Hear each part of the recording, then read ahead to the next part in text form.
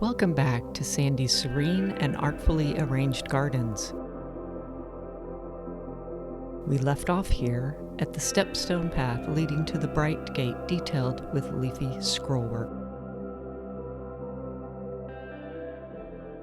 A sturdy stone wall guides us around to the back.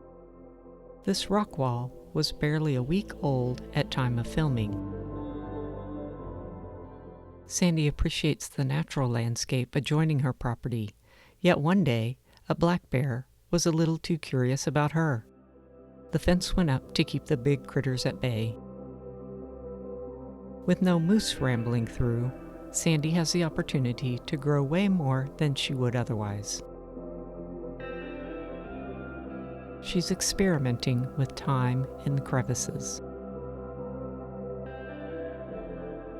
The plants are about a week old in the ground here. Some are new, some relocated.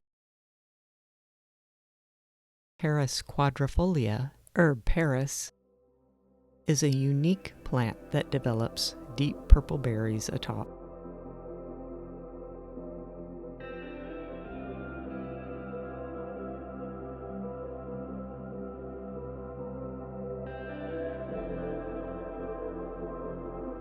A colorful, tiny thalictrum has naturalized.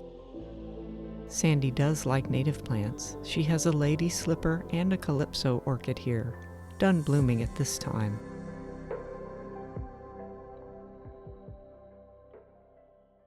This whole bed is real shady. It hardly receives any sun, yet the Paris, orchids, thalictrum, astilbe, goatsbeard, and ferns thrive.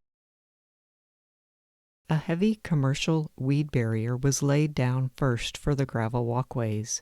With this technique, the gravel has not sunk into the ground. This is Sandy's favorite moment, rounding the corner, seeing the back open up and the tufa troughs drawing the visitor down the line. At the house corner is a very old kiwi vine, blooming like crazy this week. The vine has to be cut back often so it doesn't damage the house. She says she hasn't gotten fruit until the last couple of years. Maybe it just needed to mature.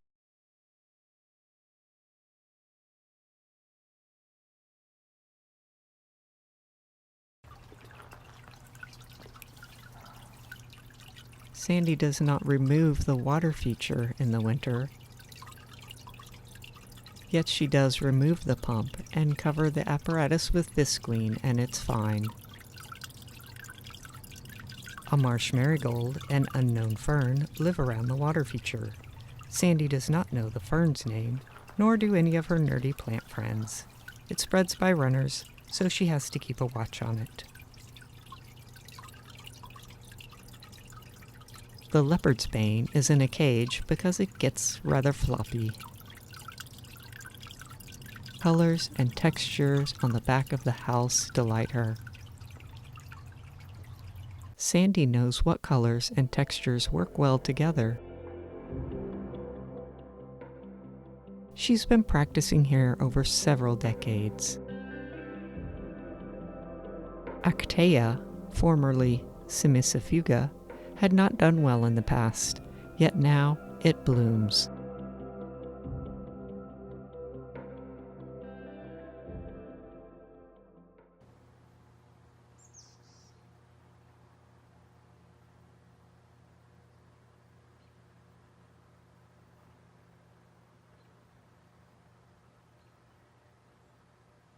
This slab bench, at the time of its purchase, only cost $5. Years ago, it might have been recovered from a structure where it was used as a support beam. Like with the troughs seen at the end of the path rounding the corner, Sandy again uses sight lines with creative focal points to guide guests through the garden.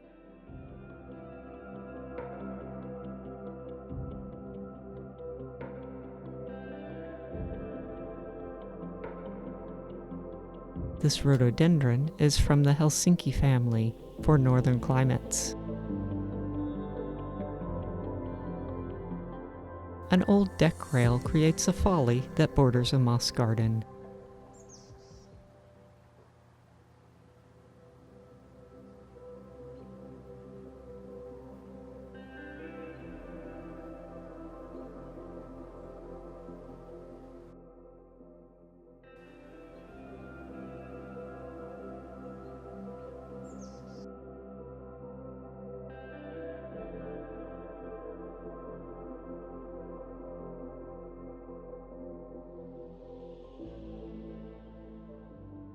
The far back has a nice collection of evergreens, pine, junipers, birdnest spruce. She loves the textures of the little ones. The dimpled pot is from Falt's nursery. Rocks and bricks that surround the pot have been collected over time, some even from the days of homemade bookshelves in college. Sandy tells us there used to be a little greenhouse up next to the back of the house. The rest of the yard was wild. A large birch tree went down, and she started working gardens around that. From then, the gardens continued to expand. The weeping larch aptly expresses its age. Though she has made many plant selections that are adapted to the environment. She does still have to water, especially as the summers warm up. Watering increases.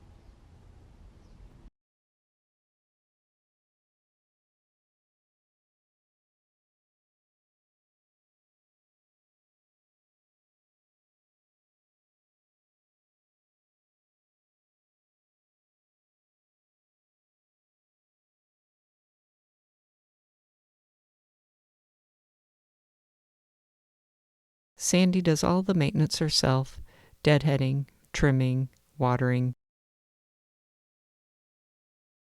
She has given herself stepstones for access.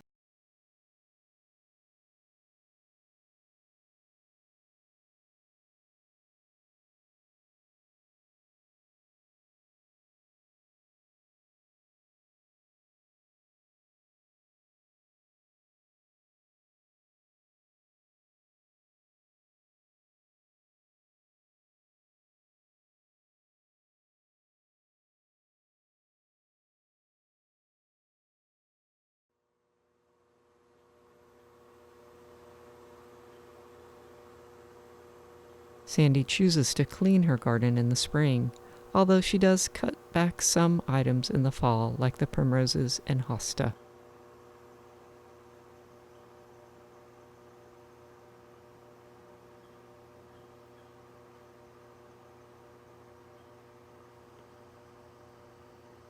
The greenhouse was built for their 25th anniversary. It's hanging on and is used to grow things in pots until they are safe to go outside. Today, there are tomatoes and cucumbers enjoying the solar gain. The trough collection is one of her favorite parts of the garden. She calls them gardens within gardens. Sandy made some troughs with the Rock Garden Society. Fellow gardener Madge gave her some, and Carmel gave her one years ago that finally crumbled with age. A special to our area, hybrid peony, a hybrid between a tree and a herbaceous peony, lives just beyond the troughs.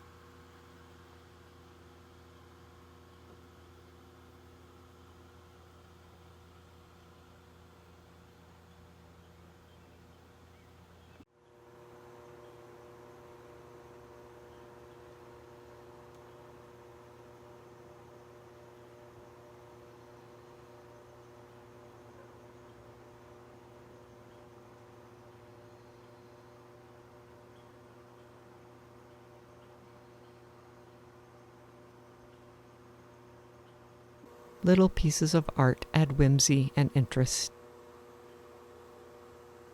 Creeping Jenny she has to pull each spring, and it still comes back. You can see why it is called invasive.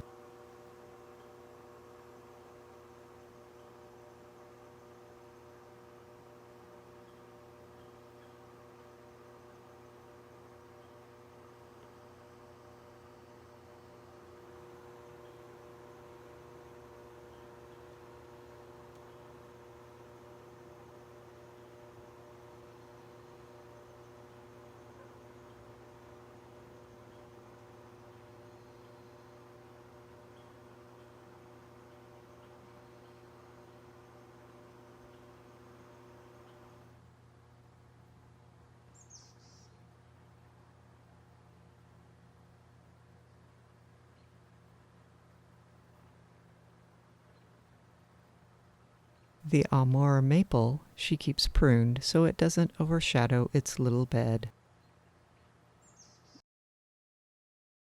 The gardens are all different, aren't they? She asks. There's lots of changing light in the garden, different habitats and plants that are flexible.